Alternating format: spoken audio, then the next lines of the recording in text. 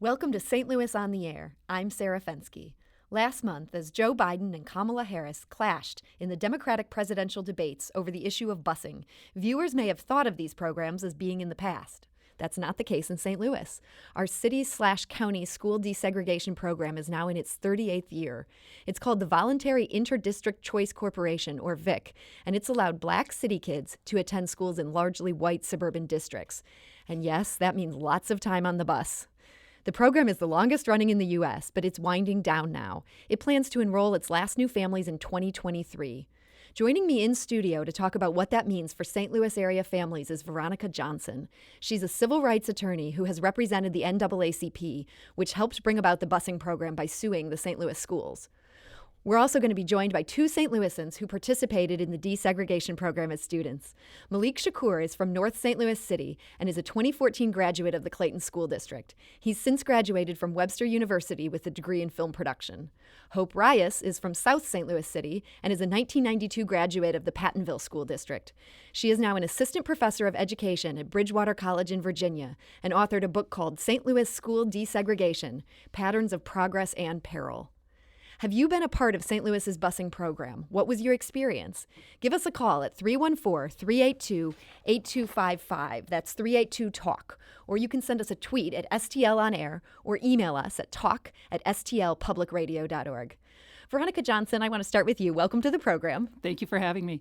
Veronica, it's a very complicated story, but can you give us sort of a brief overview of how the VICC program came about in St. Louis? Well, sure.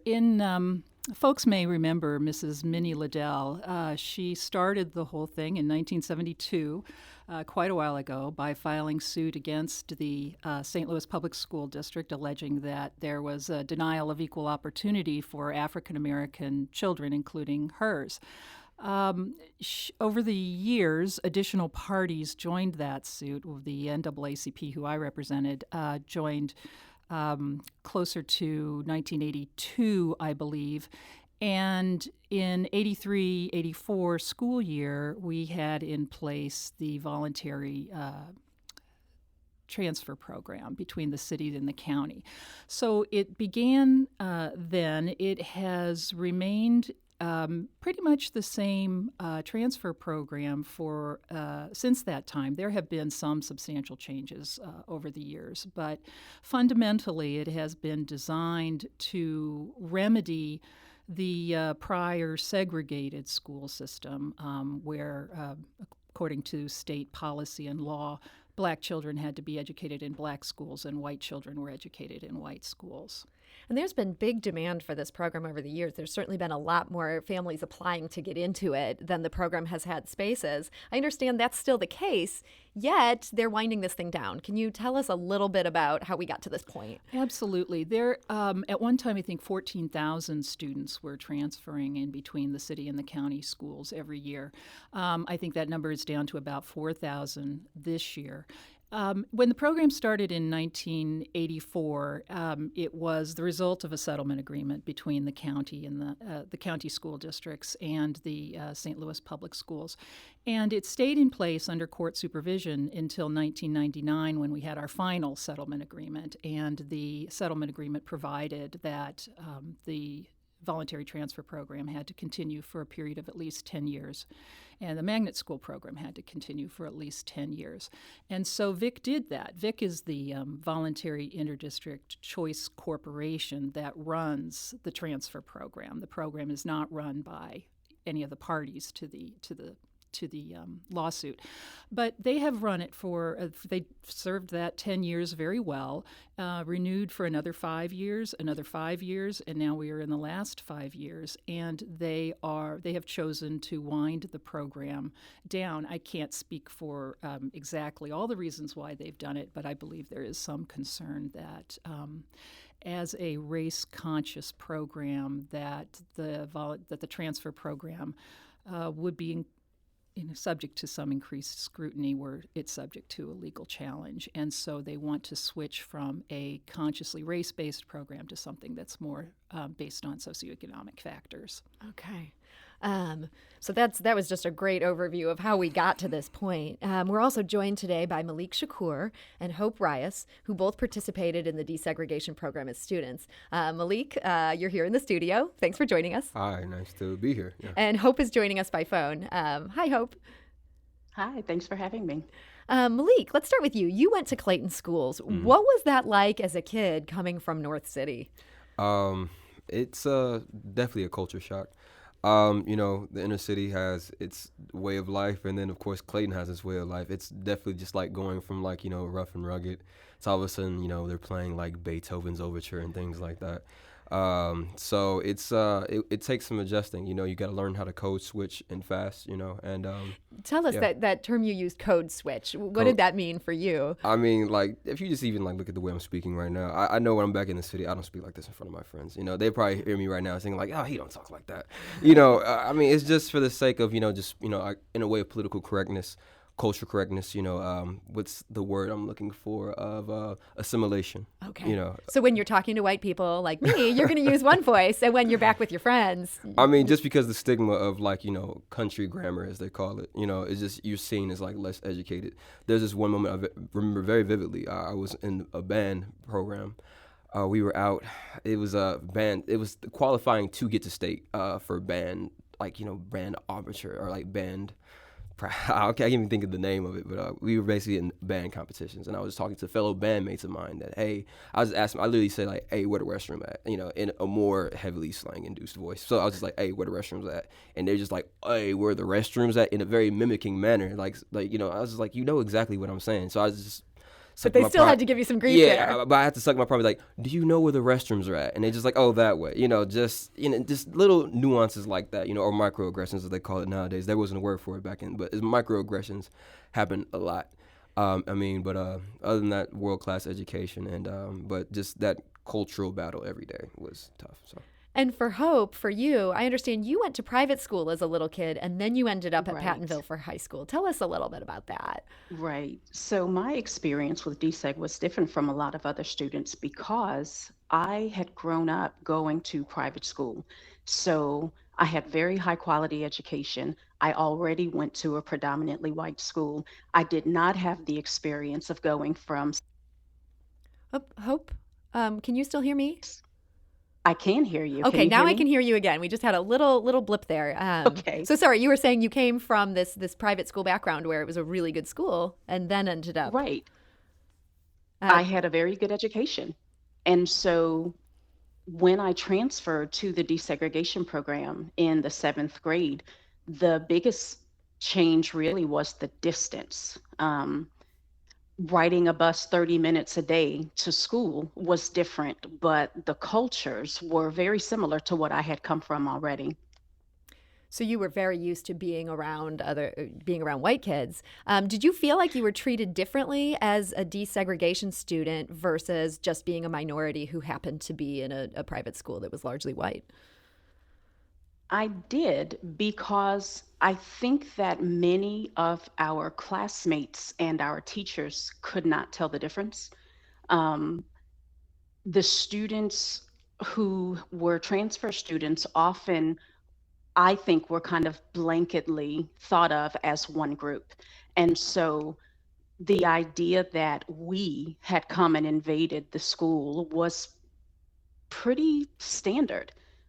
Even though I was a very good student, I didn't have behavior problems, I was in high classes, I think there still was a lot of trepidation about us as a group, even though we were very, very different people.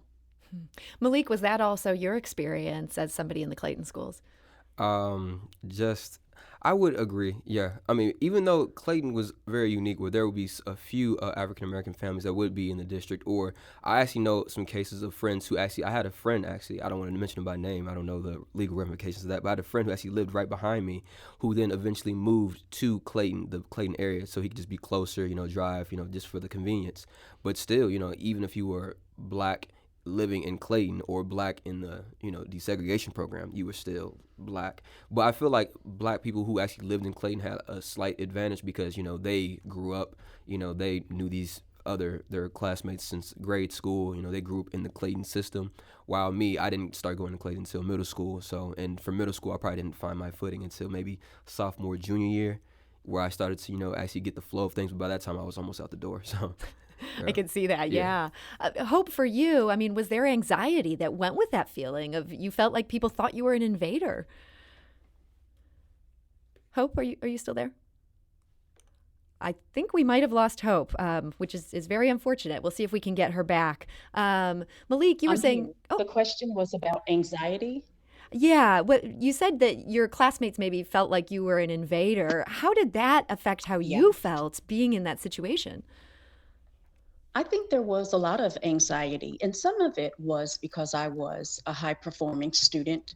And even when I was in private school, I was the type of student who was very anxious about my performance. And so that, coupled with feeling very isolated, I mentioned that I was in the high classes. And even though there were maybe 15 or 20% African-American students, gated by the tracking system. And so I would ride the bus with dozens of other children, but then once I got into classes, those brown faces would start to disappear. So that was something that was a little bit difficult. I had to get up at 4:00 in the morning in high school to get the bus to go to school. And part of that was because it was so far away, but the other part was that I took a 0 hour. I took an extra class every year. And so then I was up even earlier. If I had an exam, I would get up at 3:00 in the morning to study. And I don't know that there was much recognition about the tremendous amount of energy that some of us put in to being successful in these schools. That was Hope Rias. Like Maalik Shakoor, she's a former student in St. Louis's school desegregation program. We're also talking to Veronica Johnson, an attorney for the NAACP. We need to take a quick break, but we'll be back shortly to continue this conversation. This is St. Louis on the Air on St. Louis Public Radio, 90.7 KWMU. Support comes from the Missouri Forest Products Association, saluting Earth Day on April 22nd with an ongoing commitment to help offset carbon emissions with sustainable harvesting of Missouri forests. Details at choosewood.com. Welcome back. We'll return to our conversation about St. Louis's school desegregation program in a moment. But first, here are some of the stories our St. Louis Public Radio newsroom is following today. Today is the deadline for Secretary of State John Ashcroft to sign off on a ballot referendum on the state's 8-week ban on abortions. Organizers must gather 100,000 signatures in the next 2 weeks to get it on the ballot. The ACLU and the MacArthur Justice Center are suing the Missouri Department of Corrections and its private health care provider, Corizon, for not providing inmates with a cure to chronic hepatitis C. The trial started in Jefferson City on Tuesday and continues today. And the Ferguson Florissant School District is announcing a new school safety plan today that includes school-provided clear backpacks for all 6th through 12th graders. They are providing a small pouch for personal items. The backpacks are designed to prevent students from bringing guns to school. Join St. Louis Public Radio this afternoon for local and regional news and throughout the day on our website at stlpublicradio.org. Now back to our conversation with Veronica Johnson, who's been an attorney for the NAACP, and 2 students who participated in the area's voluntary busing program, Maalik Shakoor and Hope Rias. Have you participated in St. Louis's school desegregation program? Tweet us at STL On Air, send an email to talk@stlouispublicradio.org, or give us a call at 314-382-8255. That's 382-TALK. Hope, I understand that you ended up writing a book about this subject. Can you tell us a little bit about how that came about? Sure. I am an education professor, and when I was working on my dissertation, I was already researching the St. Louis school desegregation program because I knew that it was the largest and most expensive, and many people considered it to be the most expensive in the country. And so I was researching it, and I went home to St. Louis for a long weekend of research. And it happened to be the weekend that Michael Brown was shot and killed. And, of course, all the public libraries were closed. Everything was closed down. And I sat in front of the television for 3 days crying because my city was on fire. And so after Michael Brown was killed, I shifted my research a little bit because I wanted to know what was different about his school and his experience that he ended up the way that he did and I ended up the way that I did. And what I found was Normandy High School was not effectively part of the desegregation program. And one of the big differences is that in schools that had a low population of Black students, the state and the federal government gave those schools 150% per pupil expenditure for every transfer student that it would take. Because Normandy High School already met the quota for the number of Black students, they were not given the same money to participate in the transfer program. And so his school was woefully underfunded. And so I have woven that story into the book that takes a look at kind of the history of how racism has impacted education policy in St. Louis. That seems like just a really timely topic there. And I think for people who are interested in getting that book, you might want to Google Hope Rias, and you can find out more about that. We've got a caller here. I want to turn to the phone lines. Let's talk to Casey. I understand, Casey, that you yourself was bused through this program back in the 80s. Casey, hi, you're on the air. Hi, thank you. I believe I was amongst the first students to be bused. This happened back in 1983, and surprisingly, living in the city, I was bused to a North County school, so that tells you what was going on back then. But I felt like desegregation was a very bad experience for me. It sent the wrong message to everyone involved that, number one, our neighborhood was inferior. The schools that we attended in our neighborhood were inferior. The students themselves were inferior. I think it really it really spoke to the disparity in resources, and I felt like that's the message that should have been sent. That it should have been shared with everyone that this is happening because of the disparity in resources, but everyone felt like we were less than, and I felt like that was just a bad experience. It was all about total assimilation, in my opinion. No one wanted us there. The white students did not want us there. The teachers and administrators did not want us there. The Black kids from that neighborhood found it necessary to separate themselves from those that were bused so they wouldn't be confused as being a kid that was bused. And just to wrap everything up, I have a question I wanted to ask the representative from the NAACP. Why have we always pushed the busing instead of just redistributing resources and keeping people in their neighborhood? Casey, Casey, thank you so much for your call. That's a very good question. Veronica, do you want to speak to that? Sure. When the school desegregation case was first settled, there were several components to it, only one of which was the transfer program. Another component of it was the magnet schools, which were better funded than the more racially isolated schools.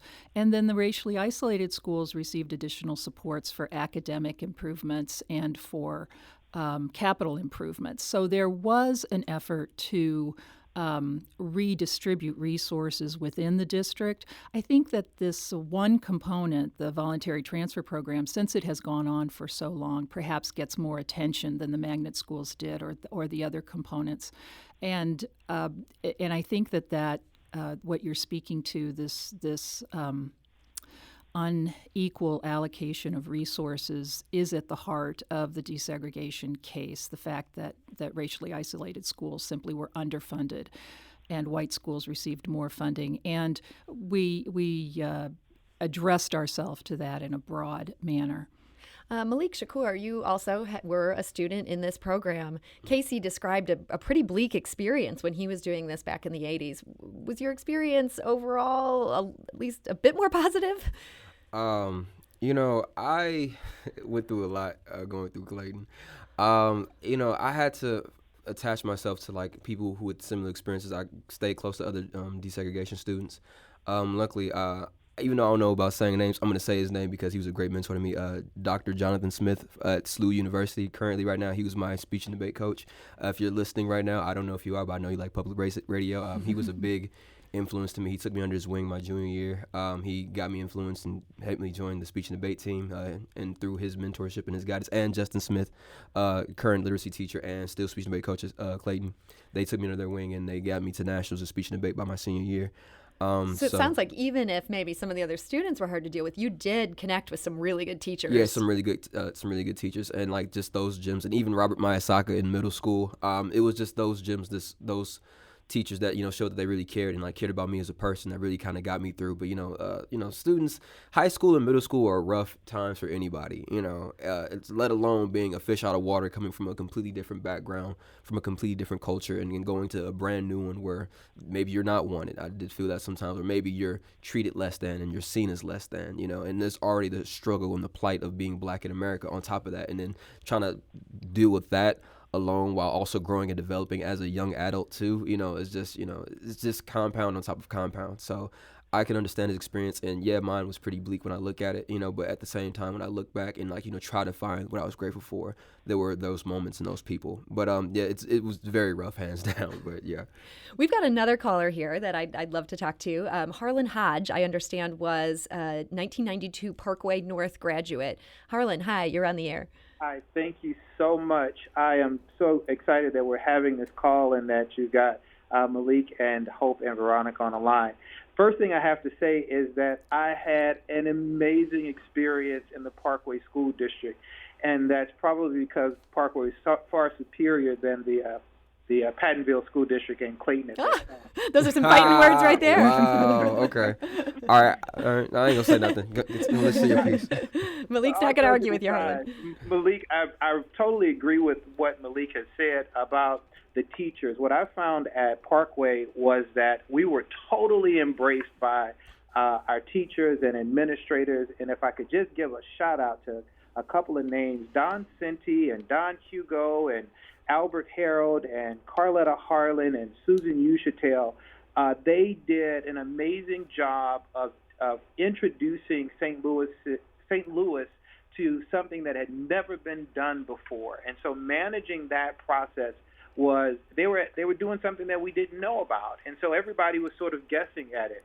But one of the things that was instituted at Parkway North was this assumption of goodwill, that we didn't know what was going to happen, but that we all had the assumption of that we were going to, we were acting out of each other's best interests. Although we might be ignorant, if somebody stepped on somebody's toes, we would assume that they didn't mean to harm us on purpose, and that we would be able to heal that harm. And so the lessons that I learned through that experience, I still apply in my everyday life. And and as a diversity and inclusion professional in the region, most of my knowledge, background, and experience comes from that experience I had in high school as a DSEG student. Thank you so much for that, Harlan. Hope Rias, is that also true in your case, that you feel like there's a lot of good that came out of your experience, or not so much? Well, first I'll say that I have known Harlan since I was about 12 years old, and he is going to pay for that joke about how I had a very mixed experience. I guess I'm in the middle of the two gentlemen. So I definitely had friends, and I had some teachers who were really on my side and really advocated for me. And I also found the exact opposite. And so for me, it was really a matter of navigating the best of times and the worst of times. And I worked very, very hard to prove that I was not the stereotype. And in hindsight, I really wonder the impact that it took on me, having to do so much extra to prove that I was not a stereotype, as opposed to what my experience might have been if we were just met with the same goodwill that Harlan encountered in his school district. I see Maalik nodding as you're talking. Did you have that same thought? I mean, there's such an emphasis in the black community and even like black culture of like, my mom said it best, like, don't embarrass me in front of these white folks. Like, it's such an emphasis on trying to perform, essentially, where you just try to put your best foot forward to the point where you're putting on a mask and you're not being authentically you. and it's restricting, and it feels like there's just this imaginary weight on your head where it's just like, oh my goodness, I have the weight of the entire Black community on my shoulders. You know, I feel like if I'm gonna mess up with, like, oh well, there he goes, of course, or of course you're underperforming, like, oh, what did we expect, you know? And if you overperform, it's like, oh well, you're such a proud statement to your race, you know. And it's just you just kind of, I want to say you have to let that go, because I feel like, yes, you should take pride in who you are and like be a accurate and a proud representation of who you are, but at the same time, it's like it's not fair, you know, that we, like, you know, we have to like hold that on us, you know, where we have to like perform every day to prove that we are better. We have to jump loops and bounds to be considered just as good, you know, because we already discredited from the start, you know. So we've got time for just one more question, and there's so much more I wish we could cover here. But Veronica, I know you've been a big advocate for desegregation, and now that they're looking at phasing out this program, what would you like to see happen next? Well, I'd like to see the program continue. I want to be very clear about that. I feel that it has had enormous benefits. We haven't talked about benefits to white students to have a more integrated, more diverse classroom. I'm concerned about the costs that African American students have borne here. But I would like to see the program continue. I'd like to see a groundswell of public support to be involved with their superintendents of their districts, to be involved with the VICC board members, and to say, we want this program to continue. We want to have a more diverse environment in our classrooms because our children are going to be living and working in a diverse environment in this world. That was Veronica Johnson, who has been an attorney for the NAACP. Veronica, thank you for joining us today. Thank you. And Hope Rias, thank you for being here on the phone as well. Thank you. And Maalik Shakoor, a graduate of Clayton High School, thanks so much for being here today. Thank you.